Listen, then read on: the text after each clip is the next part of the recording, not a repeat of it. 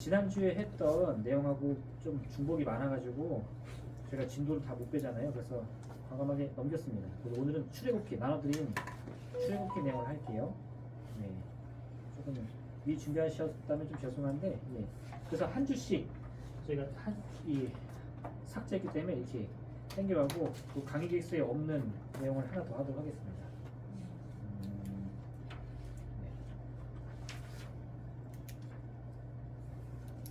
원래는 9장을 했어야 되는데 출애굽기를 하겠습니다. 네, 나눠드린 프린트 보시고요. 네, 오늘은 출애굽기 내용입니다. 출애굽기는 굉장히 이야기적으로 재밌죠. 그리고 그래서 또 영화로도 많이 나오고 그 만화로도 많이 나왔어요. 신학교 전문가신데요. 제가 뭐 많이 본 건 아니지만 제일 감명 깊게 본 출애굽기 관련된 그 작품은 그 이집트 왕자 드림웍스에서 만든 그 애니메이션 있죠? 표현을 되게 잘 해놨어요. 그리고 그 최근에 나온 영화 중에 기억이 안 나네 제목은. 네, 그 출애굽하는 영화 또 하나 있어요. 그 배트맨에 나왔던 주인공 누구지? 아, 영화를 많이 안 보시죠? 기도 많이 하시고. 그래서 이렇게 홍해 갈라지는 장면이 굉장히 인상적인데 그 이집트 왕조에서는 이렇게 모세가 지팡이를 탁 치니까 멋지게 갈라져가지고 우와 멋지다. 안 보셨나요? 근데 그 제가 말씀드린 그 영화 네, 영화에서는 그 배우 되게 제가 좋아하는데 이름이 기억 안 나요. 거기서는 이 모세가 아론과 같이 이스라엘 백성을 이끄는데 이 광야를 가다가 물어봐요. 우리가 지금 어디로 가는 거지? 근데 모세도 어디로 가는지 몰라. 가다 보니까 앞에 홍해가 가로막히니까 다 같이 놀래요. 그러더니 잠을 자는 거예요. 잠을 잤는데 애국 백성이 거기서 막 오는 소리가 들리고 이제 사람들이 빨리 깨어나라고 해서 일어나 보니까 그 자다 일어난 사이에 물이 말라 있는 거예요. 네. 그래서 강을 건넙니다. 그걸 본 사람들이 어떤 분들은 뭐 너무 뭐라고 할까 이 성경의 어떤 내용들을 축소시킨 거 아니냐 막 이렇게 되겠는데 성경을 잘 읽어보시면요 그 내용이 얼마나 고증이 잘 되어 있는지를 알 수 있어요. 몇 장이죠? 출애굽기 11장입니까? 13장입니까? 13장이네요. 아니, 맞죠? 14장이네. 출애굽기 14장 21절. 네. 찾으셨나요? 네. 모세가 바다 위로 손을 내밀며 여기까지는 영화 장면 같죠? 근데 그 바닷물을 치진 않았어요. 손을 들고 있는 거예요. 여호와께서 큰 동풍이 밤새도록 바닷물을 물러가게 하시니. 네, 어떻게 느껴지세요? 이 뭔가 이렇게 탁 촉촉 팍 순식간에 갈라지는 느낌입니까? 아니요. 아니죠. 바람을 불어서 밤새도록 바닷물을 막으시는 거예요. 그럼 물이 어떻게 됐다고요? 밤새도록 조금씩 마른 거죠. 물이 갈라져 바다가 마른 땅이 됩니다. 그래서 그 영화 같은 데서 보면 보통은 이렇게 막 홍해가 막 갈라지는 모습을 이렇게 표현하잖아요. 모세가 이렇게 딱 서 있고 이렇게. 이 그림 좀 이상하네.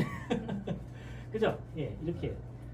근데 이 사실 상식적으로 생각해 보면 물은 높은 데서 낮은 데로 흐르고 동풍을 불어서 바닷물을 막았다면 이 물은 어떻게 될까요? 없는 거예요, 그냥. 네. 원래는 이렇게.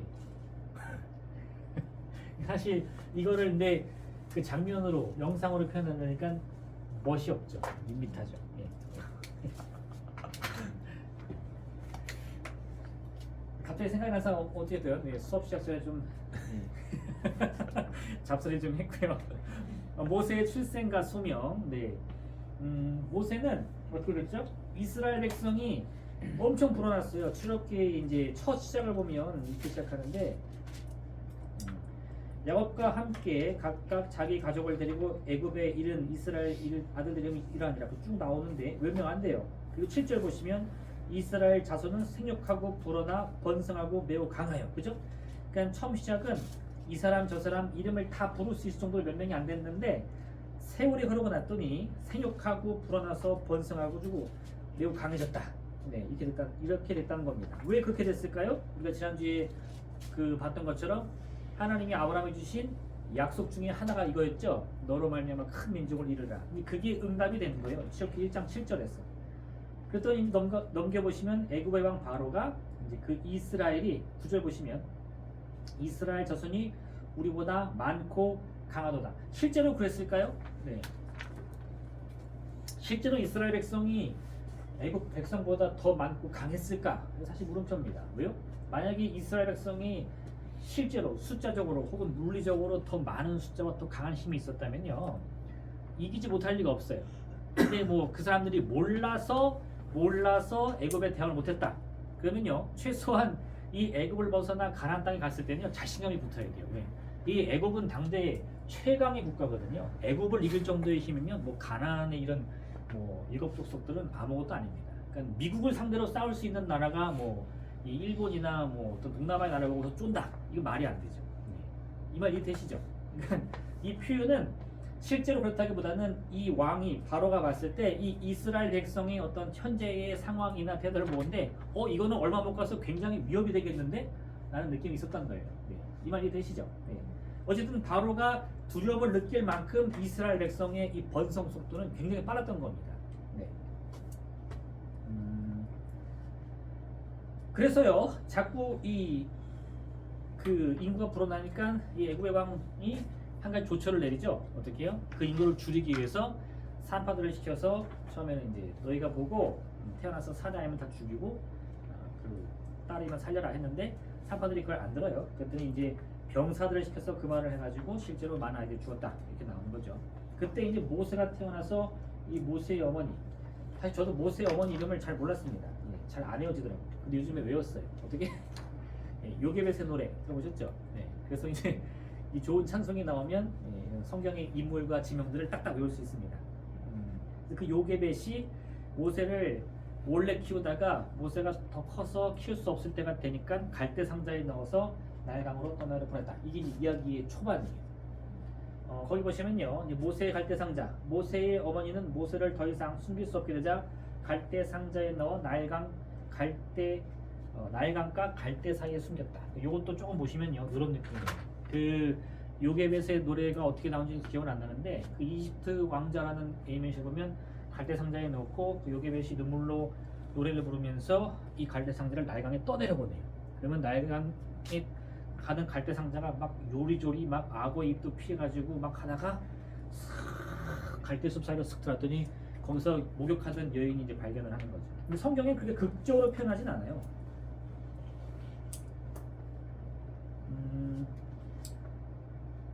2장 보십시오. 출애굽기 2장 3절 보시면 더 숨길 수 없게 되매 그를 위하여 갈대 상자를 가져다가 엽청과 나머지를 칠하고 아기를 거기 담아 나일강과 갈대 사이에 두고 이렇게 되면 딱 아주 담백하게 나오죠. 그러니까 실제로 더 가지고 막 떠내려 갔는지 아니면 저 멀리서 공주가 목표로 난 걸 딱 보자마자 공주한테 가라고 떠내는지 사실 몰라요. 근데 이거를 극적으로 표현하려니까 이렇게 막 했는데 성경은 좀 담백하게 합니다. 갈대 사이에 뒀다. 그리고 누이가 멀리서 지켜봤죠. 그랬더니 때마침 바로의 딸이 목욕하러 나왔다가 그 상자를 건지고 그 건지자마자 그 아이가 누군지는 알았어요. 6절 보시면 히브리 사람의 아기로다.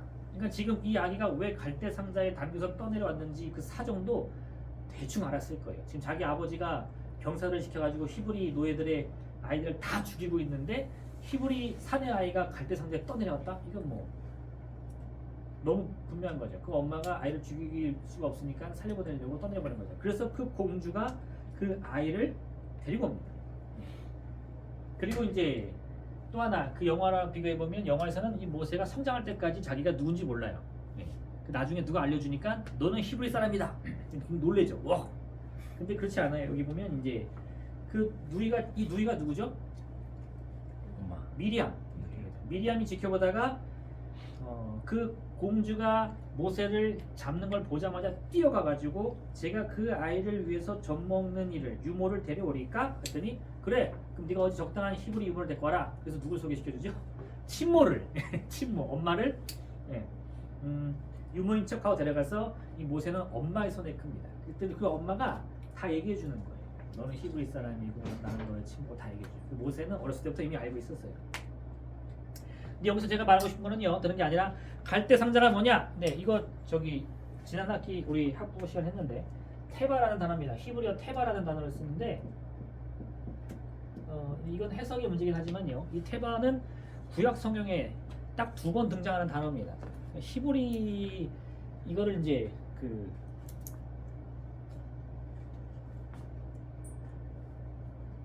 뭐라고 할까요? 언어적인 이제 해석인데 그 우리가 쭉 어떤 이야기 흐름을 보면서도 성경을 해석할 수 있는데 그 단어 하나를 보고 해석할 수 있어요. 그래서 이 단어는 어떤 의미입니다. 이 단어는 어디 나옵니다. 이걸 하잖아요. 이거를 여러분이 실수하지 말아야 될 게 뭐 한글 성경으로 그대로 해도 크게 문제는 안 되는데요. 여러분이 기본적으로 이렇게 구약 최소한 개론을 했다 그러면 그 단어를 해석할 때의 핵심은 히브리어라는 건 아셔야 돼요. 이 말 이해되십니까? 네. 그래서 뭐 성경에 보시면 이런 단어가 나옵니다. 몇 장 몇 절에 이런 단어가 나옵니다. 연결시키잖아요. 네. 니들도 하죠. 제가 이건 신천지도 그런 거 잘한다고 생각하는데 말이 안 돼요. 왜냐? 한글 단어는 히브리 단어를 번역한 거기 때문에 히브리 단어의 원어를 똑같은 단어로 번역하지 않았어요. 그 문맥을 맞추기 위해서 똑같은 단어를 서로 다르게 번역했거든요. 근데 그 의미를 똑같다고 말하는 거는 사실 앞뒤가 맞지 않습니다. 그 단어로 맞춰가지고 해석을 하려면 반드시 히브리어를 봐야 돼요. 제가 예전에 한번 신천지랑 싸운 적이 있는데 히브리어를 전혀 모르더라고요. 너무 놀랐어요. 히브리어를 전혀 모르는데 어떻게 단어 연결을 하지? 근데 얼마나 이 얼굴이 두꺼운지 한글로 연결을 다 해요. 그럼 제가 물어봤어요. 하나님은 한국어를 말하십니까? 그랬더니 답을 못 하더라고요. 네. 이해되시나요? 네. 하나님이 한국어로 우리 세종대왕을 통해 성경을 쓰셨나? 네, 전혀 아니거든요. 이 히브리어를 모르면 사실 단어 풀이를 하면 안 돼요. 네.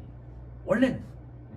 원래는. 근데 이제 많은 분들이 이게 안 되니까 이제 한글로 하는데 웬만하시면 저기 그 요즘엔 책이 잘 나왔어요. 그리고 그 성경 프로그램들도 많아요. 그러니까 여러분이 꼭 이 단어 풀이를 나는 좀 성경을 해석하고 설교를 하고 싶다 싶으시면 노력을 좀 해보시길 부탁드립니다. 어쨌든 그래서 테바라는 단어를 찾아보면 구약 성경에 테바를 찾으면 딱 2번 나와요. 첫 번째는 오늘 모세가 탄 갈대 상자가 테바고요. 2번째는 어디 나올까요? 기억 안 나시나요? 노아의 방주가 테바입니다. 이 방주라는 단어가 이 아크라는 말 많이 쓰거든요. ARK. 네, 근데 아크는 영어예요. 아무 소용이 없어요. 그러니까 아크라는 말을 100번 말해도 소용없고 좀 이제 너무 좀 목사님들 좀 무시하는 것 같은데 뭐 그럴 수도 있어요. 근데 저는 개인적으로 한글을 굳이 영어로 번역해서 풀이하지 마십시오. 예, 아무 의미 없습니다. 예, 하나님은 영어를 하시는 분이 아니에요. 영어는 알아두시겠지만 원어가 제일 중요해요. 그래서 구약은 히브리어, 신약은 헬라어. 네.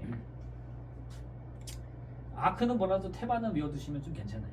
누가 아크라 그러면 그 히브리어 테바라고 하던데 좀 더 있어 보이는 거네. 어쨌든 2번 나옵니다. 그러면 왜 방주도 테바고 갈대상자도 테바인가? 그냥 그 모양을 두고 상상해보면 금방 이해가 가요. 이 어머니가 어린 아들을 태워야 되는데 우리 아들 물을 떠내려보내야 되니까 상자 만들어서 돛도 좀 달고 여기는 키도 좀 만들고 노도 좀 만들자 이렇게 했을까요? 없죠. 이런 거 없죠. 노아의 방주도요. 하나님이 주신 설계도를 한번 잘 보세요. 그러면 3층으로 만드는데 3층으로 만들고 지붕이 있는 이런 형태인데 돛도 없고 키도 없고 돛도 없는 거예요. 근데 그러면 이 거대한 방주를 물에 띄웠을 때는 어떤 일이 벌어지죠? 갈대 상자나 방주랑 똑같은 겁니다. 흘러가는 거예요. 흘러가서 결국은 이 노아는 여기 있는 창문을 열어서 세상을 확인하는 것뿐이지 내가 뭐 왼쪽으로 오른쪽으로 이런 일이 없는 거죠. 거기 보시면 첫 번째가 모세가 숨겨뒀던 갈대 상자이고 2번째는 노아의 방주다. 테바는 운전할 수 없다. 이게 중요합니다. 그래서 운명은 하나님의 손에 맡긴다. 이게 이 모세가 테바에 탄 이유입니다. 그리고 그게 어디로 갔죠? 갈대 사이로 꼈고 누굴 만났죠? 바로의 딸을 만났는데 이거는 요게벳이 의도할 수 있었던 게 아니라는 거예요. 결국 테바는 우리의 참 구원자가 되신 예수 그리스도를 상징 나타냅니다. 이거는 여러분들이 여기까지 연결하면 좋은 소스가 될 수 있을 거라 생각합니다. 네. 결국 애굽의 공주가 갈대 사이에 있었던 테바를 발견하여 모세를 키운다. 2번째, 생명의 파수꾼인 여인들인데 다시 출애굽 1장으로 돌아오면요. 바로가 이 히브리 산파들이 불러가지고 말합니다. 너희가 아이를 받을 때에 남자이면 죽여라. 그렇죠? 여기 보시면 이런 말이 나와요. 18절, 출애굽 1장 18절입니다.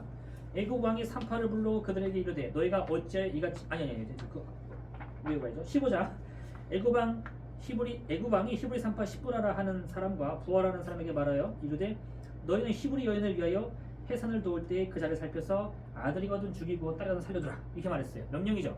근데 산파들이 어떻게 했죠? 그러나 산파들이 하나님을 두려워하여 거기 쫙 표시해 주세요. 하나님을 두려워하여 애구방의 명령을 어기고 남자 아기를 살린지라. 그러면 남자 아기를 살렸죠.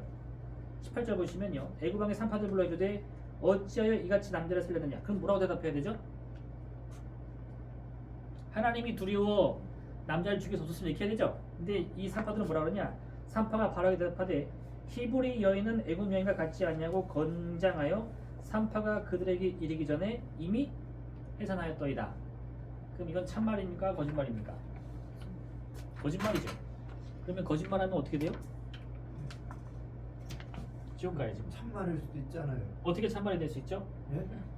건강한 여인들은 그 자연 분만을 할 수 있잖아요. 아니죠. 이 위에 보시면 어떻게 되죠? 77절이 명확히 나오죠. 애굽왕의 명령을 어기고 남자 아이들을 살린지라. 실제로 그 산파에 도착했을 때는 해산이 안 끝났고요.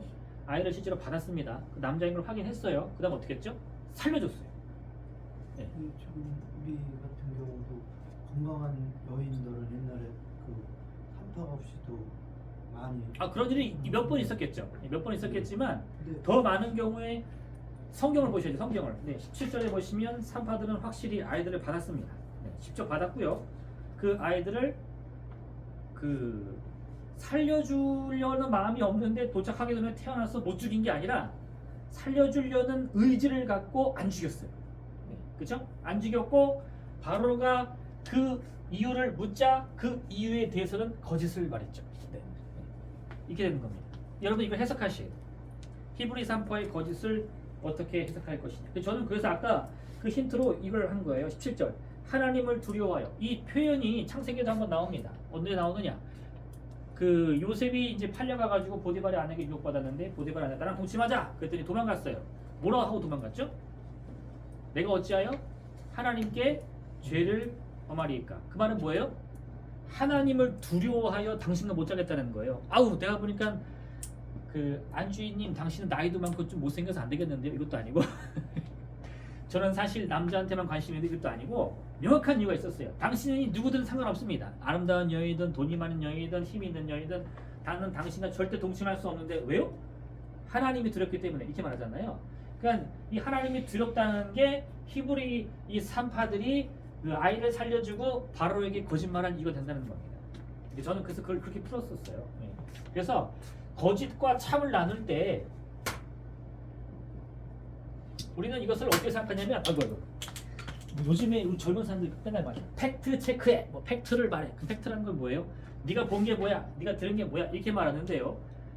이것은 기본적으로 내가 보고 들은 것을 믿는다는 것은 내가 보는 건 뭘로 보죠? 내 눈으로. 뭘로 듣죠? 내 귀로. 그러면 진실은 뭐가 판단한다는 거예요? 내 눈과 귀가 진실을 판단하는 안테나라는 거예요. 맞죠? 나 봤어.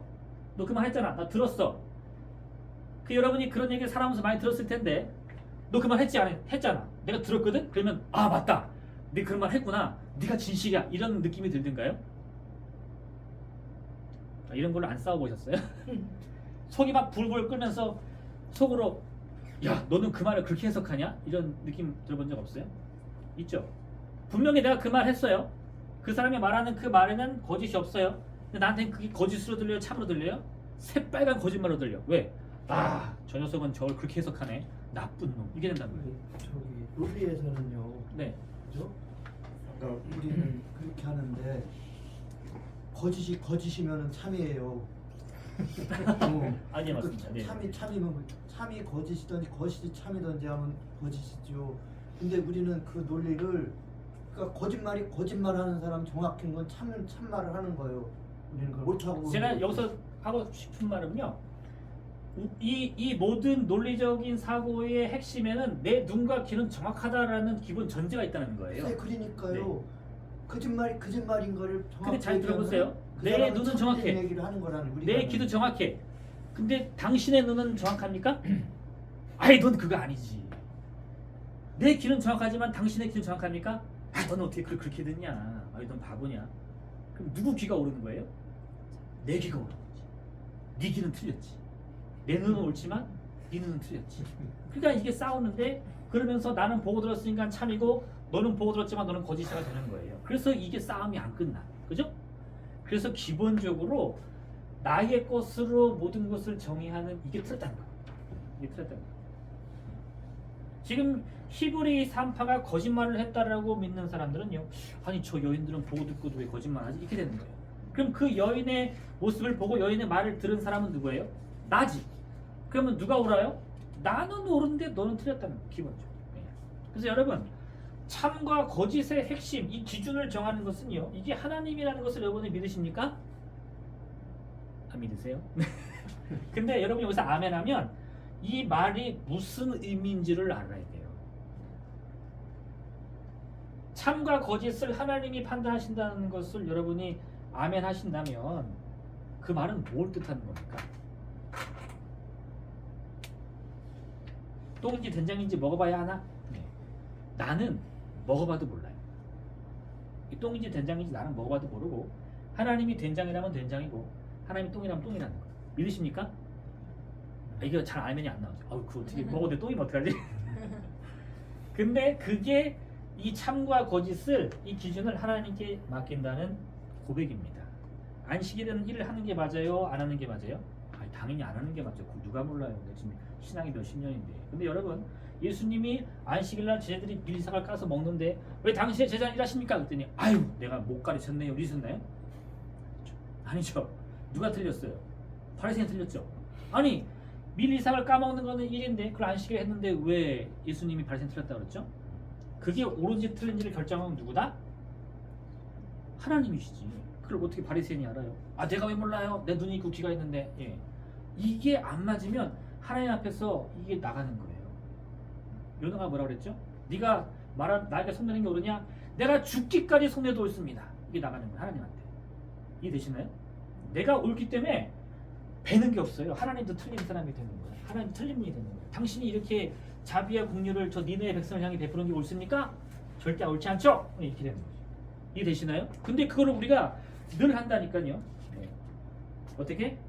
이 가늠한 여인 잡아가지고 예수여 저런 여인을 어떻게 처리하면 되겠습니까? 11조 빼먹는 사람, 주일 청소 안 하는 사람 다 쳐죽여야지. 할렐루야. 이렇게 심각해지시죠? 그게 옳은지 그른지는 여러분이 판단할 수 없다는 겁니다. 네, 이해되시죠? 네, 그래서 이게 그 말이고요. 여기 보시면 이런 얘기 있어요. 모세는 많은 여성들의 도움과 생명지킬 수 있었습니다. 모세가 살아날 수 있었던 이유 첫 번째, 히브리 산파들이 명을 어기고 모세를 살려줬어요. 여인이 도와줬어요. 두 번째, 모세의 어머니 요게벳이 끝까지 목숨을 걸고 지켜줬어요. 세 번째, 그 어머니가 갈대상자에 모세를 넣고 떠내려 보냈을 때 누가 따라갔죠?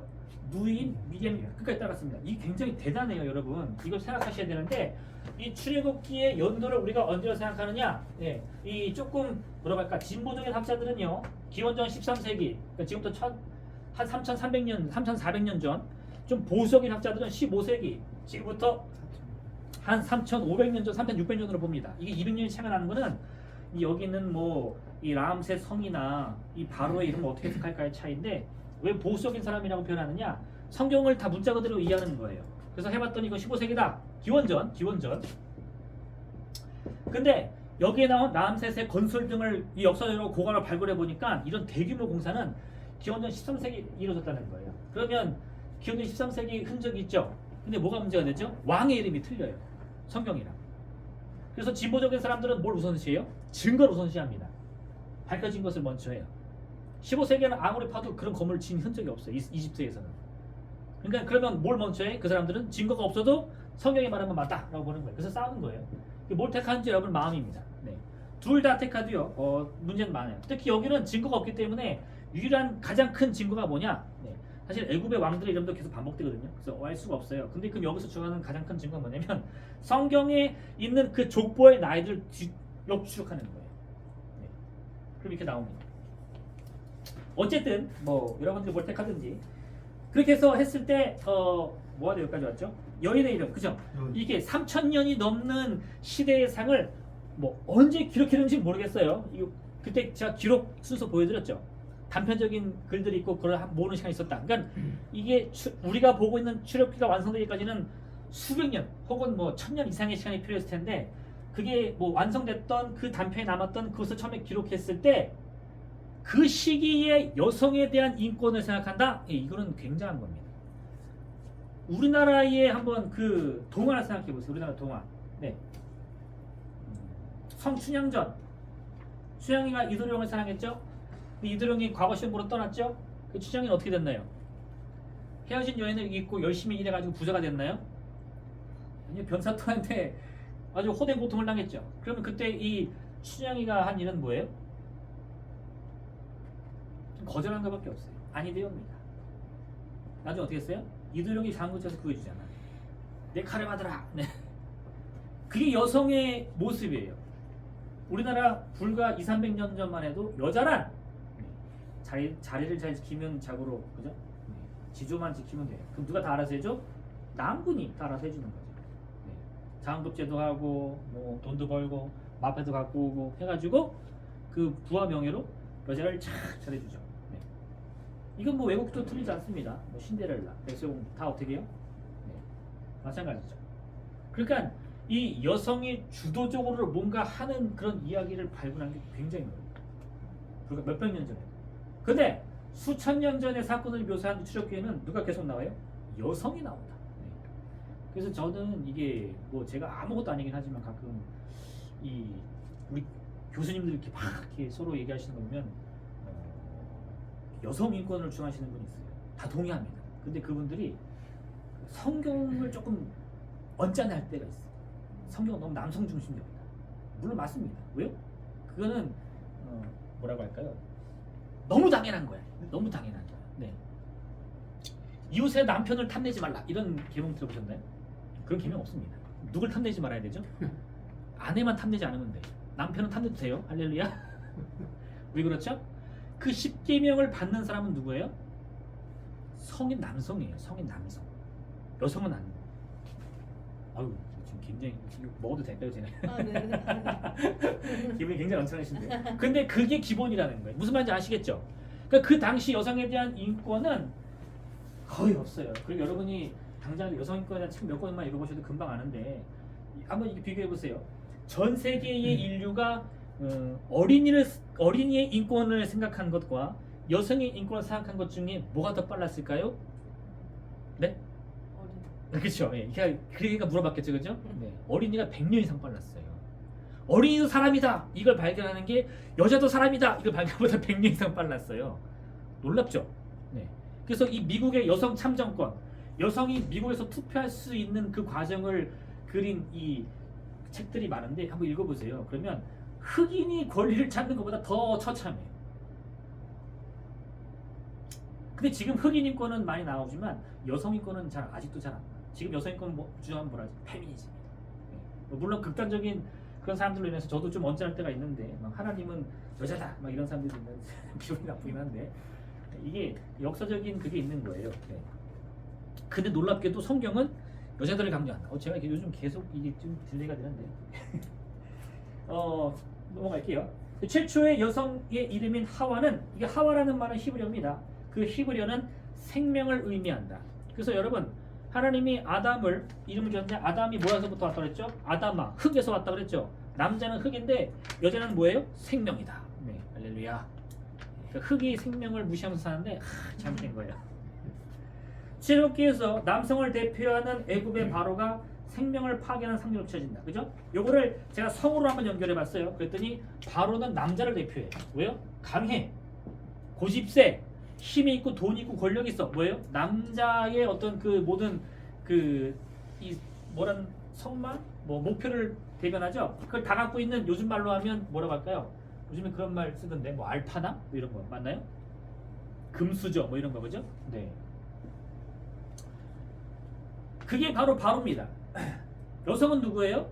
남자의 명령을 듣는 히브리 산파. 또 내 아들을 아들이라 말하지 못하는 불쌍한 어머니. 또 여기 이름도 안 나와요. 미리암이라고 안 나와. 그의 누이가, 이름조차 모를 그의 누이. 그렇게 약한 자들이 보이지 않는 곳에서 힘써 일하여 하나님의 뜻을 위해 일한다. 그래서 누가 등장해요? 모세가. 네. 그 다음에 하나님의 공감. 시작된 3장 7절 말씀입니다. 여호와께서 이르시되 내가 애굽에 있는 내 백성의 고통을 거기 표시해 주세요. 이거 표시하면 좋아요. 보고, 그죠? 그들의 고통을 보았다. 그들이 그들의 감독들을 말하는 부르심을 들었다. 네. 그리고 그 근심을 알았다. 이렇게 표현합니다. 이스라엘 백성들이 하나님께 부르셨어요. 우리를 고난에서 구원하소서. 뭐 얼마나 힘들었겠어요. 벽돌 만드는 게 아니라 자식을 낳았는데 잡아서 죽이는데 그걸 누가 가만히 보고 있겠습니까? 그 부모의 피 한이 맺혔겠죠. 그래서 기도했을 때 그 기도를 하나님이 들으셨습니다. 어떻게 들었죠? 내가 그들의 상황을 봤고 그들의 소리를 들었고 그들의 마음을 알았다는 겁니다. 그래서 이게 하나님의 응답이에요. 그러니까 우리가 쉽게 하나님 내 기도의 소리를 들으소서 해가지고 할 때 뭐 우리 조경 목사님이 내 입을 크게 열라 내가 채우라 했더니 정말 벌리면 채운 줄 알았는데 그런 뜻이 아닙니다. 내 입을 크게 열라는 것은 입을 크게 열라는 게 아니라 간절히 부르시라는 거예요. 간절히. 조경 목사님이 좋아하는 그 설교 본문 중에 하나가 그거더라고. 그 뭐죠? 과부 불의한 재판장 이야기. 그 찾아보시면 그 본문으로 엄청 많이 설교하셨어요. 제가 가만히 들어보니까 입을 크게 연다는 거는 그 과부처럼 아무 가진 것이 없어도 아무 근거가 없어도 아무 자격이 없어도 계속 부르짖는 거예요. 계속. 근데 여러분 이거요. 그럼 내가 부르짖어야지 하는데 생각해 보세요. 우리 아이가 저한테 아빠 1,000원만. 1,000원이 어딨어? 안 돼. 아빠 1,000원만. 안 된다고 했지. 아빠 1,000원만. 그러면 내가 졌다 이 줄까요? 너 뒤질래? 이게 나가겠죠. 그 여인이 받은 그 모욕과 멸시와 고통은 성경 기록이 안 돼 있지. 목숨 걸고 하는 거예요. 그걸 입을 크게 열라고 하는 거지. 단순히 정말 몇 센치 나와? 나 50cm. 나 죽겠네. 이거 아니라는 겁니다. 이해되시나요? 네. 그러니까 그 하나님이 그러한 기도 가운데 그 간절함을 우리가 부르짖을 때요. 더 해봐. 잘 안 들린다. 이렇게 안 한다는 거죠. 그 간절함을 반드시 보고 듣고 내 마음을 내 심정을 헤아려 주신다는 겁니다. 그래서 응답 주신다. 이해되시나요? 네. 우리 하나님을 너무 재판관처럼 보지 마세요. 재판관은 불의한 재판관이고 하물며 하늘 아버지께서 이게 하나님입니다. 네. 재판관은 사람 어떤 사람이죠? 사람을 멸시하고 하나님조차 무시하는 그게 재판관이고 우리 하나님은 자식에게 늘 좋은 것 줄 줄 아는 하나님이십니다. 이해되시죠? 네. 넘겨보세요. 여기 또 히브리어 하나 나옵니다. 알다. 내가 알았다 할 때 그 알다. 요 히브리 단어는 많이 들어볼 수 있어요. 목사님들도 설교 많이 해요. 이거를 히브리어로 하면 야다가 되는데 야다 여기도 쉽죠? 저도 그래서 외웠어요. 야다라는 단어인데요. 이게 여러 번 반복됩니다. 근데 그 중에 가장 대표적인 게 뭐냐? 아담이 하와를 야다했더니 그럼 뭐란 뜻이죠? 아담이 하와를 알았더니 어떤 결과가 나요? 가인과 아벨이 태어나요. 그럼 이 야다라는 단어는 뭘까요? 네. 우리가 중고등학교 다니고 다 알겠죠? 그 단어가 야다입니다. 동침이란 단어예요. 다윗이 바세바랑 뭐 했어요? 야다했죠. 야다. 할렐루야. 뭐 이렇게 화끈거리시나요? 네. 제가 이 얘기를 왜 하냐? 야다라는 것은 어떤 행위입니까? 부부가 가장 밀접하게 연결되는 순간이 야다예요. 근데 하나님이 우리랑 뭐 하신다고요? 하나님이 우리와 야다하신다. 그럼 무슨 뜻인가요? 뭐 필요해? 알았어. 그만해. 1절 만에. 이게 아니고 남편이 아내를 몸과 마음으로 알듯이, 그렇죠? 이 부부관계라는 것은 육체적인 관계를 반드시 포함하죠. 요즘에는 이 육체적인 관계 없으면 이혼 사야 된다고 하더라고요. 그죠? 그러니까 몸과 마음이 완전히 하나 되어야지 그게 참 부부인 것처럼 하나님과 우리도요. 정신적으로 주님을 만나자 이거 아니라는 거예요. 몸과 마음이 다 만나는 하나님이 그걸 원하신다는 겁니다. 야다라는 단어는 굉장히 깊은 단어예요. 네. 야다라는 것은 단순히 그냥 알아요. 저는 대한민국 대통령 알아요. 윤석열 대통령이시죠. 이게 아니고 그와 굉장히 밀접한 관계가 있다는 겁니다. 그게 야다라는 단어가 가지고 있는 의미예요. 거기 보시면 하나님께서는 이 페이지 맨 위입니다. 하나님께서는 제3자의 입장에서 우리를 관찰하시는 분이 아니라 우리의 삶에 함께 동참하시는 분이다. 그리고 공감하시는 분이다. 이 공감, 이런 단어 제가 굉장히 좋아합니다. 공감은 마음 위에서 마음을 느끼는 거죠. 예수님께서 이 세대의 죄가 무엇이냐? 뭐라고 하셨죠? 너희 동무가 피를 물어도 어떻게 해요? 피리 소리에 춤추지 않고 애곡하여도 곡소리에 슬퍼하지 않고. 왜 그럴까요? 아우, 관사님 어떻게 집이 불났대. 아유 안 슬퍼. 우리 집이 아니니까. 네. 아, 그 집 아들 대학 갔대, 서울대 갔대. 우리 아들 뭐 하는 거야? 안 기뻐. 내 아들 아니니까. 그게 뭐라고요? 이 세대의 죄다. 그럼 왜 요즘 세대는 그렇죠? 왜 사촌이 땅한 사람 배가 아파요? 공감이 안 돼요. 공감. 여기서 내 친구가 다른 일진들한테 두드려 맞고 돈 뺏기고 막 옷 뺏기는데 괴로워요, 안 괴로워요? 안 괴로워. 다행이다. 난 아니야. 왜? 공감이 안 돼. 이 세대의 죄는 공감을 못한다는 거죠. 네. 이 하나님은 그래서 공감하시는 거예요. 공감. 모세는 4번입니다. 모세의 소명과 거절. 모세는 하나님의 소명을 받았지만 처음에는 거절합니다. 그죠? 네, 하나님이 다시 한번 성경을 좀 집중적으로 볼게요. 출애굽기 3장인가요?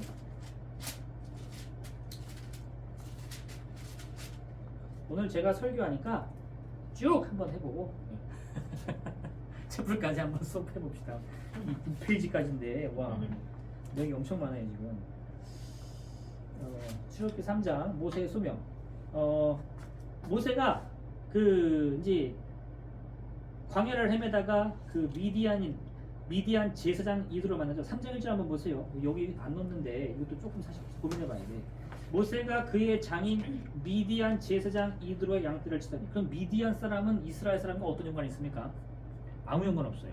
그럼 모세의 부인은 어느 민족이죠? 그렇죠, 미디안 사람이에요. 네, 여기까지 하겠습니다. 어쨌든 그러고 나서 이제 어린 양을 찾아가지고 헤매다가 2절 보시면 여호와의 사자가 떨기나무 가운데서 나오는 불꽃 안에 그게 나타나시니라. 그가 보니 떨기나무에 불이 붙었으나 그 떨기나무가 사라지지 않은지라. 이거 한번 보세요. 떨기나무가 불이 붙었으나 사라지지 아니한지라. 그래서 우리 불타는 떨기나무 많이 얘기하죠. 네, 여기에는 우리가 몇 가지 해석할 좋은 요소들이 있는데 이렇게 나무가 있다고 합시다. 불이 붙었어요. 이렇게 불이 붙었겠죠? 그러면 와, 어떻게 나무에 불이 붙지? 하는데 이거 아주 쉬운 일이에요. 지금도 미국 같은 아주 어마어마한 산림을 갖고 있는 나라에서는 갑자기 산불이 나죠. 왜 나죠? 바람결에 나뭇가지가 이렇게 하면서. 실제로 이 광야에서도 그렇다고 하더라고요. 이 나무들이 굉장히 낮고 작긴 한데 가지들이 너무 말라 있으니까 이 작은 마찰에도 쉽게 불이 붙는데요. 그래서 이 떨기나무에 불이 붙는 것 자체는 이상한 게 아니라요. 저기도 불 붙었나 보다. 근데 모세가 그걸 보고 왜 가까이 갔죠? 그 다음 장면 때문에 그래요. 떨기나무에 불이 붙었습니다. 그럼 끝인데 그 다음에 뭐라 나왔죠? 그 떨기나무가 사라지지 않더라. 불이 붙으면 금방 사그라들어야 되는데 불이 붙은 채로 계속 있어요. 그러니까 이게 여러분이 기적이라는 말 많이 쓰죠. 기적. 하나님이 기적은 반드시 일어납니다. 저 되게 좋아하는 말씀인데 기적은 반드시 일어나는데 그럼 나한테 일어날 기적은 뭐가 될까요? 로또 1등이요. 네. 바로 안 나오지? 네. 나에게 일어날 기적은 뭐냐? 이게 기적이에요. 왜? 불이 붙었는데 사그라들지 않는 게 기적입니다. 불이 붙으면 자연 법칙에서는 다 사그라들어요. 근데 그 자연 법칙에 적용이 안 됩니다. 병이 들으면 어떻게 되죠? 죽어야죠. 근데 병이 들었는데 안 죽는 거예요. 그게 뭐예요? 그게 기적이에요. 물에 빠지면 어떻게 되죠? 꼬르륵 죽어야죠. 근데 물에 빠졌는데 물 위를 걷는 거예요. 그게 기적입니다. 그러니까 여러분, 기적이라는 것이 막 홍해가 갈라져야지 그 생각하시는데 그게 아니고 우리가 흔히 생각하는 이 세상의 법칙에 틀어지면 그게 기적입니다. 나 이대로 망하겠는데? 근데 안 망해. 그럼 뭐예요? 기적이에요. 나 이렇게 공부하다 대학 떨어지겠는데? 붙었어. 할렐루야. 기적이죠. 그러니까 내 삶은 다 기적이지 저는 태어나서 한 번도 기적을 체험한 적이 없는데요. 그거는 내 삶이 뭔지 모르고 그거는 이 모세가 나는 애기였을 때부터 혼자 살았습니다. 엄마가 날 돌봐준 적도 없고 내가 갈대상자를 혼자 3살의 나이에 꿰매가지고 갈대상자 뛰어들어가지고 살았습니다. 이렇게 하는 건데 아니에요. 수많은 여인들, 이름도 모를 여인들이 모세를 살린 것처럼 우리의 삶 속에서도요 수많은 손길이 나를 붙들어줬는데 그 수많은 손길이 누구로부터 왔다고요? 하나님께로부터. 그게 뭐예요? 그게 기적입니다. 그래서 여러분은 그걸 발견할 수 있어야 되고 그 찬송가도 있잖아요. 받은 복을 세어봐. 가끔은 뒤돌아보면서 내가 받은 복이 뭘까 또 알아야 돼요. 그래야 앞으로 받을 복도 생각하지. 이 받은 놈이 받아본다고 돈 안 써본 사람은 맨날 가도 돈 많이 벌어도 이 구두쇠지 돈 안 써요. 야, 그러니까 받은 복을 세어보라는 거는 아이고 그때 가져왔는데 하라는 게 아니라 내가 무슨 복을 받았지? 내가 예전에 하나님의 어떤 기적이 이루어졌지? 라고 그 되새기면서 앞으로 더 큰 은혜와 축복을 기대하라는 말씀입니다. 이해되셨죠? 네. 모세는요 여기서 하나님의 소명을 거절합니다. 내가 누구에게 목합니다. 11절 13절 내가 무엇이라고 그들에게 말하리까? 자기가 안 된다는 거죠. 4장 1절 그들이 내 말을 듣지 아니하고 이르기를 여호와께서 내게 나타나지 않으셨다 할 겁니다. 네. 그 다음에 주여 나는 본래 말을 하지 못하는 자입니다. 다음 13절 보낼 만한 자를 보내소서. 그 다음에 6장은요 모세가 실제로 바로한테 가서 이야기를 한 상태예요. 바로한테 하나님의 말씀을 전했는데 바로가 어떻게 했죠? 그러냐? 뒤를 기르는 게 아니라 야 내가 듣다 보니까 니네가 게을러서 그래. 이제 저들을 2배의 노동으로 하되 뭐예요? 지분 주지 말고 알아서 구하면서 벽돌 만들라고 해라 해가지고 이스라엘 백성이 열이 받은 거예요. 모세한테 네가 뭔데 괜히 바로의 심리를 건드려서 우리 교통셀 까냐? 그러니까 이 모세가 너무 슬픈 나머지 주여 이스라엘 자손도 내 말을 듣지 아니하거든 바로가 어찌 들을리까? 라고 실망한 장면입니다. 어쨌든 이렇게 모세는 계속 실패합니다. 그러니까 우리가 모세하면 이게 막 하나님의 부르심을 통해서 번뜩 일어나가지고 나이 80에 내가 애굽의 바로를 뒤집고 막 이렇게 생각하는데 아니에요. 계속 실패합니다. 계속 실패해요. 그리고 그 오랜 실패의 기다림 끝에 성공이 보이는 거예요. 그게 뭐죠? 첫 번째 성공이 그게 나일강이 피로 바뀌는 거예요. 근데 그것도 사실 모세가 한 게 아니에요. 아니 죄송합니다. 첫 번째는 지팡이가 뱀이 돼가지고 먹는 거죠. 근데 그때도 모세가 확신을 못했어. 실제로 확신한 것은 이 나일강이 변하는 것을 보면서 조금씩 모세가 확신을 갖기 시작하는 거예요. 나중에 보면 이 모세가 바로를 두려워하지 않아요. 이게 한 6, 7번째 이상 재앙쯤 돼야 돼요. 이 말 이해되시나요? 그러니까 모세도 성장하는 사람이지 하늘에서 난 자는 아니라는 거예요. 그 다음에 스스로 있는 자 출애굽기 3장 14절입니다. 이거는 아주 제일 잘 보이게 제일 밝게 표시 좀 해주세요.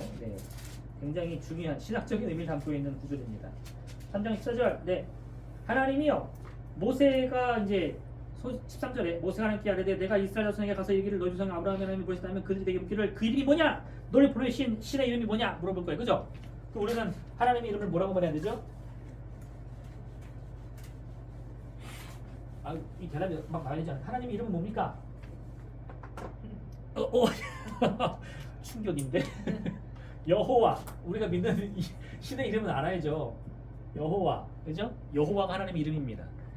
이 이름은 이제 야훼라는 이름으로 원래 이제 다시 받게 되는데 여기는 그렇게 안 나와요. 먼저는 뭐라고 말씀하시느냐? 하나님이 모세에게 이르시되 14절 보세요. 나는 스스로 있는 자라 이렇게 합니다. 나는 스스로 있는 자라. 스스로 있는 자를 표시해 주세요.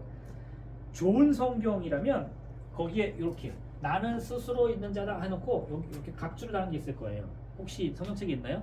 없으면 성경 버리십시오. 이제 별로 좋은 거 아니에요. 농담 아닙니다. 나는 스스로 있는 자다라고 여기 뭐라고 각주로 되어 있어야 돼요. 나는 나다. 이 성경책 갖고 있는 분 나는 나다 없으세요? 있어요? 이거 좋은 겁니다. 무슨 성경책이에요? 들어봐 주세요. 이렇게. 좋은 거예요. 여러분 이거 제가 책 선전 하나만 하겠습니다. 교회에서 사역을 하실 거면요, 요 관주 해설 성경 전설을 꼭 구입해 주세요. 관주 해설 성경 전설.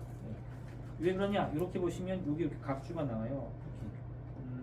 죄송한 말씀인데 대부분 우리나라에서 출판한 데는 두란노 이런 데서 나오는 대부분의 각주는요 사견입니다. 사견. 그분들을 무시하는 게 아니라 신학적인 검증을 하나도 안 받았어요. 그래서 개인 설교라고 보시면 돼요. 이거는 제가 갖고 있는 건 이게 이제 독일 성서공회 건데 그 대한 성서공회가 번역한 거예요. 독일 성서공회에서 이 각주 내용을 학자들이 직접 검증해서 하는 겁니다. 그래서 이 내용은 주석서에 준하는 그런 신학적인 내용을 담고 있어요. 어렵다는 뜻이 아니라 정확하다는 뜻입니다. 그래서 이 관주 해설 성경 전설을 구입하시고 이걸 꾸준히 읽다 보시면요 엄청 큰 도움이 됩니다.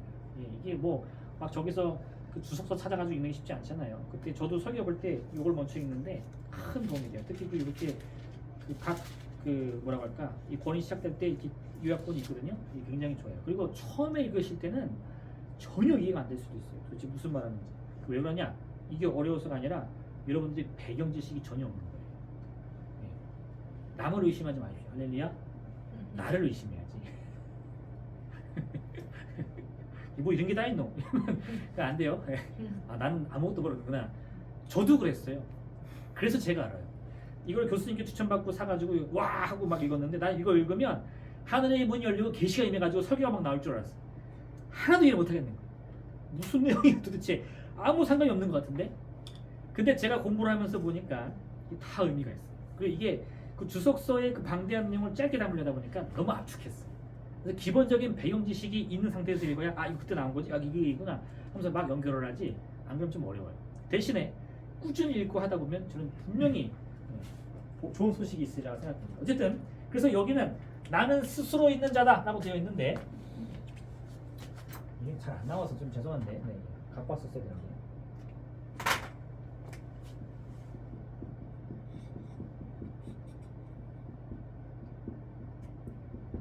이거랑 나는 나다. 오늘 또 번역이긴 한데요. 이걸 왜 했냐? 아까 제가 구약할 때 원어는 뭐라 그랬죠? 히브리어. 그죠? 그러면 신약은 헬라어. 그죠? 그러면 기본적으로 히브리어로 되어 있는 이 사본들을 쫙 놓고 그것을 이렇게 검증해 가면서 번역을 했어야 되는데 우리 성경은 히브리어로 번역한 거 맞습니다. 그리고 그 내노라는 학자분들이 정말 히브리어를 밤새 연구해가지고 몇 번의 개정판을 낸 거예요. 점점 정확해지고 있어요. 근데 놀랍게도 요거만큼은 요 문장만큼은 그 히브리어 성경을 나중에 이 그 로마 시대에 가면 이스라엘 사람들이 히브리어를 다 잊어버려요. 그 로마 시대에는 그 대중적인 언어가 뭐였죠? 헬라어, 그죠? 그래서 이 구약 성경을 전체를 헬라어로 번역을 해요. 그래서 그거를 70명의 장로들이 번역했다 해가지고 이렇게 LXX라고 표시한 다음에 이거 셉투아진타다 이렇게 불러요. 70인역, 셉투아진타 쳐보면 나와요. 여러분 지금도 구입할 수 있습니다. 그거는 구약 신약이 전부 헬라어로 되어 있어요. 이 셉투아진타 70인 역에서 이걸 따왔어요. 여기 보시면 여기 나는 스스로인 자라고 써 있어요. 히브리 헬라어로. 왜 그랬냐? 히브리어를 보니까 그 히브리어 내용을 아무리 번역해도요. 네. 나는 나다 외에는 번역이 안 됩니다. 근데 이걸 여기다 써놓고 보니까요. 하나님의 이름이 뭡니까? 물어봤더니 하나님 모세에게 이르시되 나는 나다. 그랬더니 이게 뭐야? 말장난하는 거야? 이렇게 되는 거예요. 그러니까 이 학자분들이 고심 끝에 여기저기 다 한 끝에 이 셉투아진타의 권위도 굉장하거든요. 야, 안 되겠다. 이거 이해를 쉽게 하기 위해서 해석을 따온 거예요. 이해되시나요? 네. 그 실제 원어의 느낌을 살리려면 나는 나다가 맞아요. 모세가 하나님의 이름을 간절히 부르셨는데 하나님 뭐라고 했다고요? 나는 나다. 근데 이게 왜 그러느냐? 이름이 뭡니까? 이름. 성함이 어떻게 되시죠? 그러면 뭐 말하죠? 저는 강정국입니다. 그럼 보통 뭘 말하죠? 아, 뜻이 뭐예요? 저는 편안할 강자에 편안할 정자 나라를 편안하게 만든 사람입니다. 제가 그런 사람입니까? 아니죠. 근데 제 이름이 그런 뜻이에요. 그러면 대부분 그런 사람의 이름인가, 그런 의미의 이름인가 보다 생각하잖아요. 그래서 이름은 사실 그 사람의 어떤 이 기본적인 존재를 정해주는 의미가 있어요. 근데 하나님의 이름을 안다. 그러면요, 하나님은 이런 뜻이래. 그러면 어떤 일이 벌어지죠? 하나님이 그 의미 안에 갇히는 거예요. 여러분 생가치로의 행방불명이라는 만화 보셨나요? 보셨어요? 거기 보면 이렇게 처음에 이 치로인가 그죠? 했는데 이렇게 마녀가 시작하니까 이게 막 한참 확 바뀌면서 센으로 바뀌잖아요, 그죠? 그리고 이름을 잃어버려서 네가 그 치로한 이름을 잃어버리면 너를 잊어버려 이렇게 얘기하잖아요. 그게 그 만화 그 작가가 생각한 게 아니라 원래 고대 사상이에요. 이름을 빼앗기면 나를 빼앗게 되는 거예요. 그럼 반대로 말하면 저 사람이 이름을 소유하면 그 사람을 수여하는 거죠. 그래서 그 애굽의 왕이요 이스라엘을 정복한 다음에 그 이스라엘의 누구죠? 여호야단가? 누구 이름을 엘리야기로 바꾸는데 그 이름 바꾸는 게 나와요. 그 왕을 죽이고 그 왕의 아들을 왕으로 세워. 이스라엘을 정복한 다음에 이스라엘의 아들을 왕으로 세워. 이게 무슨 말입니까? 아니 죽였으면 자기 아들을 세워야지 왜 그 나라 왕을 세워요? 근데 그게 아니고 이스라엘 아들을 세운 다음에 그 이름을 바꿔버려요. 그러면 그 바뀌어진 이스라엘 왕은 누구의 소유가 되느냐? 이집트 왕의 소유가 되는 거예요. 왜? 내 이름은 이집트 왕에게 하사받았으니까. 이해되시죠? 그게 당시 이름에 대한 권세입니다. 그래서 하나님의 이름이 되게 중요해요. 그래서 하나님은 나는 나다라고 표현했어요. 그럼 이건 어떤 의미가 있을까요? 정의할 수 없어요. 이해할 수 없어요. 담을 수 없어요. 근데 그게 뭐예요? 이게 하나님의 특징이죠.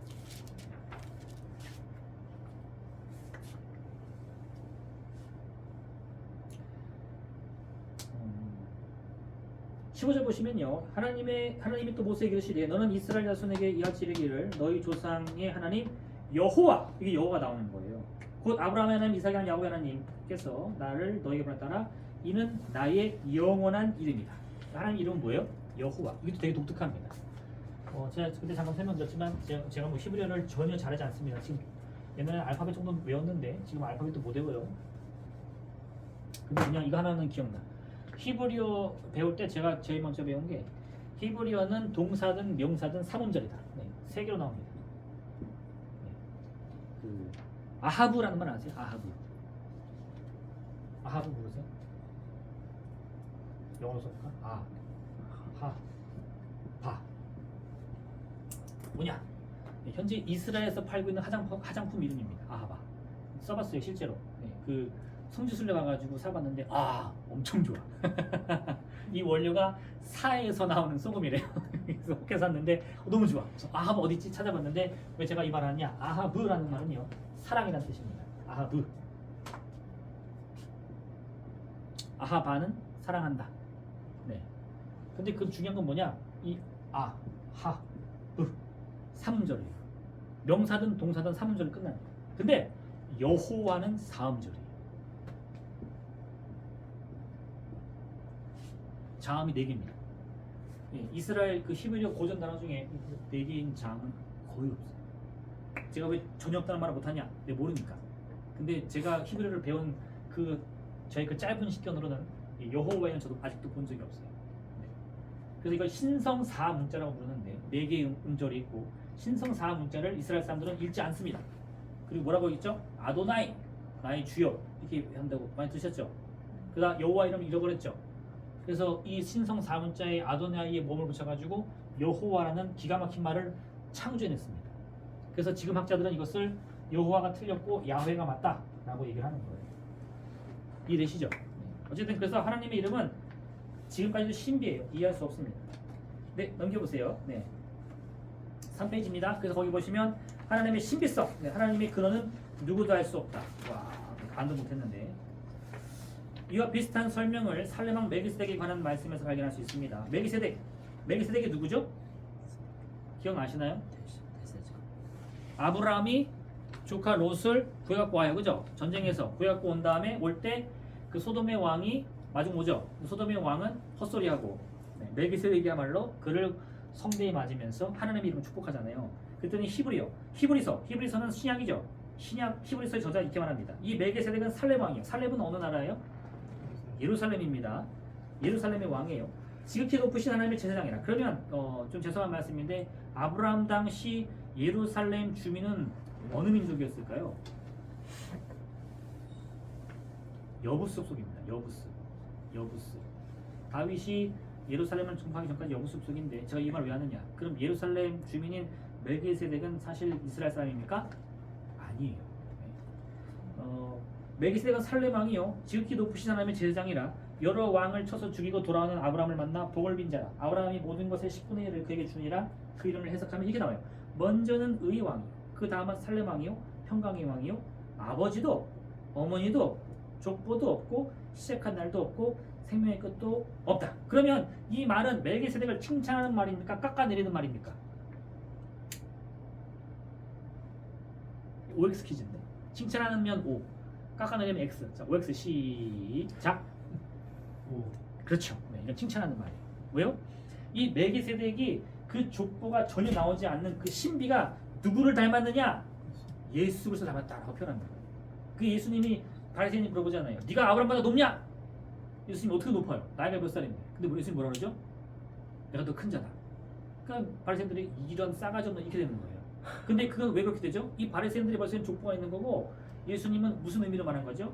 이 히브리서가 멜기세덱을 해석한 것처럼 예수님은 그 시작과 영원, 시작과 끝을 알 수 없는 영혼이다. 네, 알파와 오메가이기 때문에 우리는 이 알파라는 것이 꼭 스타트고 오메가가 이 피니시냐 아니라는 거예요. 나는 알파와 오메가라는 것은 그냥 무한입니다. 무한. 아무것도 알 수 없다는 그런 뜻이에요. 그래서 그거를 이렇게 표현하는 거예요. 멜기세덱이 아버지도 없고 어머니도 없고 이게 뭐 애비도 없고 애미도 없어 이런 뜻이 아닙니다.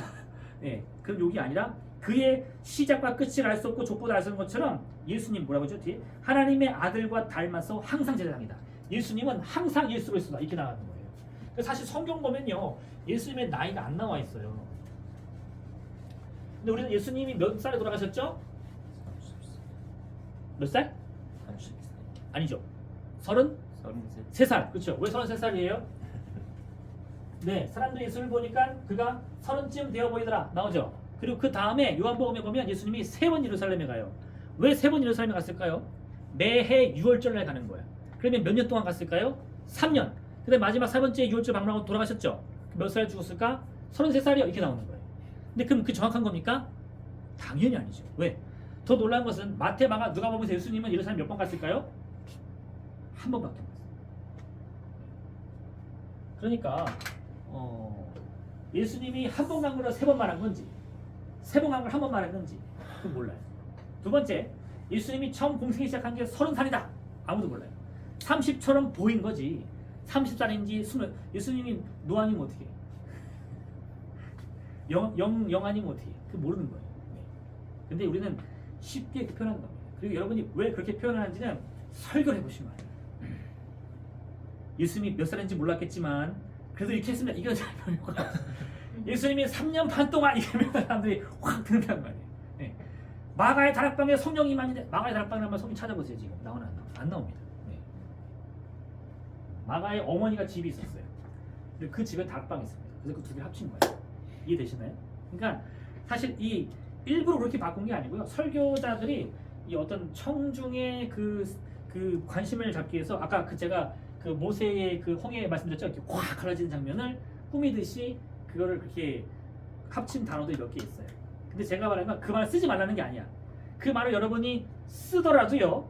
이게 성경의 본래적인 단어인지 아니면 누가 이걸 단어의 의미를 합쳐서 만든 건지는 이해하셔야지.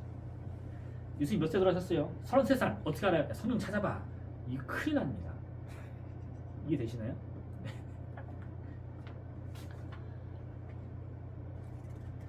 어쨌든 그래서 아브라함은 레위 족보에 들지 않는 멜기세덱에게 11조를 드렸다. 네, 이것도 중요해요. 아브라함이 최초로 11조를 준 사람은 어디라고요? 여부 속속입니다. 논란의 여지 없이 낮은 자가 높은 자에게 복을 받게 된다. 이게 히브리서의 주장입니다. 7장 7절에 보면 그렇게 말해요. 아브라함이 왜 이 멜기세덱에게 11조를 드렸냐? 멜기세덱이 큽니까? 아브라함이 큽니까?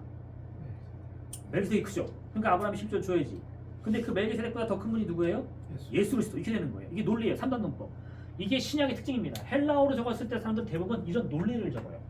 그래서 그 이해하기 훨씬 쉽습니다. 네. 넘어가고요. 2번 하나님의 역동성.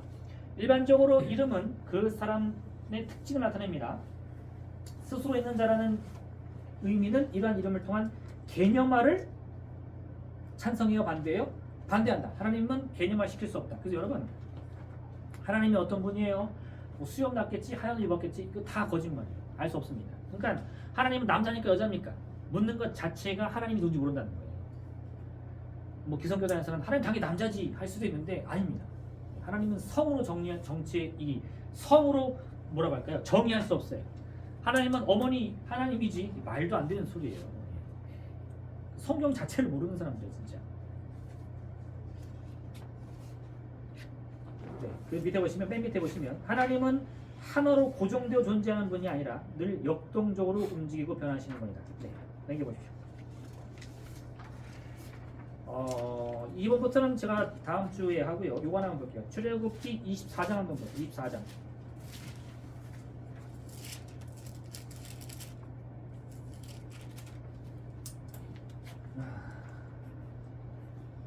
네. 이거를 가르쳐 끝냈어야 되는데 오늘 하는 얘기 많이 하니까 이거 하고 끝내고 체프를 하겠습니다. 24장 9절에서 11절입니다. 9절에서 11절 시해주나요? 모세와 아론과 나답과 아비우와 이스라엘 장로 70인이 올라가서 모세, 아론, 나답, 아비우 그리고 70명인데 그럼 74명이냐? 이건 몰라요. 왜냐면 그 히브리어에서 와 그리고라는 뜻은요. 이게 우리 정확히 숫자적 개념으로 나 그리고 넌지 우린지 구분이 안 가요. 그래서 74명일 수도 있고 70명일 수도 있어요. 이 말 이해되시죠? 네. 네. 어쨌든 여기 보면 그 다음에 70명으로 나옵니다. 그 70인이 올라가서 이스라엘의 하나님을 보니 그의 발 아래에는 청옥을 편듯하고 하늘같이 청명하더라. 그 10절을 쫙쫙 표시해 주세요. 이 되게 중요한 구절입니다. 지금 그 70인의 장로들이 하나님의 부르심을 갖고 올라갔는데 누굴 만났죠? 10절 보시면 하나님을 보니 하나님을 봤어요. 하나님을 봤는데 그 다음 구절을 보세요. 하나님의 얼굴은 어떻고 손 어떻고 이렇게 말합니까? 뭘 말하냐? 그의 발 아래는 그럼 지금 어딜 보고 있죠? 하나님 보고 있는 건가요? 하나님의 발 아래를 보고 있죠. 청옥같이 편듯하고 예, 그러면 청옥은 뭘 의미하죠? 그 뒤에 나와요. 청옥같이 핀 그건 뭐예요? 하늘 같이 청명하더라. 하나님이라는 어떤 존재를 만났어요. 근데 그 하나님은 어떤 분인지 보이지 않고 뭐만 보여요? 그 발 아래에는 하늘만 보이는 거예요. 하늘. 그러면 이 70의 장로는 하나님을 본 건가요? 못 본 건가요? 모르지. 실제로 하나님을 봤는데 그 광채에 눈이 멀어서 못 본 건지 아니면 봤는데 너 봐도 얘기하지 마라 이런 것 때문에 얘기 안 한 건지 아니면 하나님을 봤다고 표현했지만 실제로는 하나님의 그 영광을 잠깐 맛본 건지 환상 중에 본 건지 전혀 몰라요. 근데 제가 왜 이거를 왜 주목하라고 했냐면 그 의도가 무엇이며 상황이 어땠던지 간에 놀라운 것은 아주 한결같이 성경은요. 이게 지금 하나만이 아니라 하나님을 이렇게 직접 만났다고 표현하든 환상 중에 봤다고 하든 하나님을 직접 묘사하는 구절은 한 구절도 없습니다. 이해되세요? 모세도 하나님을 대면했다고 했죠. 근데 모세의 입술에서 내가 만난 하나님은 이런 구절은 하나도 없어요. 여기서 직접적으로 표현하고 이게 이렇게 직접 만나서 표현했다라고 하는 구절이 거의 몇 개 없거든요. 근데 그것도 보면 놀랍게 이렇게 그 주변만 얘기해요. 에스겔도 환상 중에 하나님 봤죠. 뭐만 말하죠? 하나님의 보좌 수레만 얘기해요. 하나님의 앉으신 그 보좌 수레는 뭐 동물 얼굴들이 있고 바퀴가 달렸고 이것만 얘기하지 말 안 해요. 이사야가 환상 중에 하나님 봤죠? 뭐만 얘기하죠? 하나님 옆에 있는 스랍들에 대해서만 얘기하지 날개가 6이요 뭐 눈을 가리고 발을 가리고 이렇게 얘기하지 하나님이 어쩌고 이런 얘기는 하나도 없어요. 놀랍습니다. 그래서 이 성경에서 말하는 하나님의 특징은 아주 한결같아요. 어떻게? 알 수 없다. 알 수 없다. 네. 이게 그냥 정말 너 알아? 아니 몰라. 이게 위전 그렇게 모르는 게 아니야. 너 알아 몰라. 야 그건 진짜 알 수 있는 게 아니야. 이렇게 말합니다. 너는 하나님을 절대 알 수 없어. 이렇게 말합니다. 이 말 이해되시나요? 이 뉘앙스 이해되시나요? 그걸 말해야 되는데 요즘에 하나님을 아는 분들이 너무 많아. 밤에 전화하듯이 통화하시는 분들 있잖아. 내가 전화하면 하나님 막 뛰어온다는 분들 막 봤죠. 너무 놀랐어요. 여러분 현혹되지 마세요. 명확하게 보이는 게 진짜는 아니에요. 본다고 다가 아니고 들린다가 다가 아니에요. 보지 못하고 듣지 못하는 게 진짜일 때가 많습니다. 네. 보이는 것이 소망이 아니요 보이지 않는 것이 소망이니 보이지 않는 것을 너희가 참음으로 믿으니 어떻게 참음으로 믿을지냐. 그죠? 네. 그러니까 여러분이 기억하셔야 될 건 그 이단들의 혹하는 이유 중에 하나가 굉장히 분명합니다. 아주 분명해요. 성경 배우셨어요? 한번 보실래요? 쫙 풀면요 쏙 빠져들어간대요. 제가 가만히 보니까 뜻풀이 뭐 단어풀이를 기가 막히게 하더라고요. 왜 그럴까요? 그 한글 찾아가지고 아야오요 오요오요 그걸 연결하니까 재밌게 만들 수 있죠. 성경은 그렇게 재밌진 않아요. 왜? 너무 어려워요. 파고들면 파고들어요. 근데 어려운 건 가짜이기 때문이 아니라서가 아니라요. 진실은 그만큼 무거운 겁니다. 제가 예전에 한번 군사재판에 간 적이 있어요. 군인일 때 그것도 발견돼가지고 우리 그 사병들 끌고 가지고 군사재판을 보여주더라고요. 아 그런 게 굉장히 살벌합니다. 이거 했습니까? 안 했습니다. 막 하면서 하는데 막 알아듣지 못하는 법정 용어 써가면서 막 서로 공방하는데 굉장히 세밀하게 해요. 이런 단어를 썼습니까? 저는 그렇게 말한 기억이 없습니다. 이렇게. 왜 그렇죠? 그 사소한 것 하나가 진실을 찾는데 굉장히 그 실마리가 되잖아요. 아니 내가 그 당시 어떤 일을 했는지 어떤 말을 했는지 하나 찾는데도 그렇게 몇 시간을 쌓았는데 하나님이 누군지를 찾는데 하나님은 이런 분입니다 하면 딱 나오나요? 그게 가짜죠. 그게 가짜. 그래서 여러분들은 그렇다고 해서 저는 모르는데요 나는 몰라요 이렇게 하면 안 되잖아요. 뭔가를 말해야 되잖아요. 하나님은 알 수 없는 분입니다. 이 한마디를 하기 위해서 이걸 그렇게 깊이 공부하시는 거예요. 이해되셨죠? 네. 시간 됐으면 오늘 여기까지 하고요. 네. 체프는 저쪽에서 하는 건가요? 채플 여기서 그냥 여기서 그냥 할까요? 네. 네, 알겠습니다. 이제 기도하고 바로 예배드리겠습니다.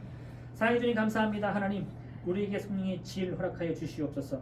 좌우로 분별할 수 있는 힘을 허락하여 주시옵소서. 우리의 힘과 능력은 늘 부족하지만 주께서 우리와 함께 하시기에 우리가 참으로 주의 말씀을 우리 삶의 참된 기준 삼아 또한 반석 삼아서 흔들림 없이 주님께 나아가기 원합니다. 이곳에 오신 모든 분들 한 분 한 분 기억하여 주시고 그 몸과 마음을 늘 강건케 하여 주시옵시며 주께서 정의의 빛으로 또 생명의 빛을 비추어 주셔서 가는 걸음을 주께서 축복되게 하여 주옵소서. 감사드리며 예수님의 이름으로 기도드립니다. 아멘. 수고하셨습니다.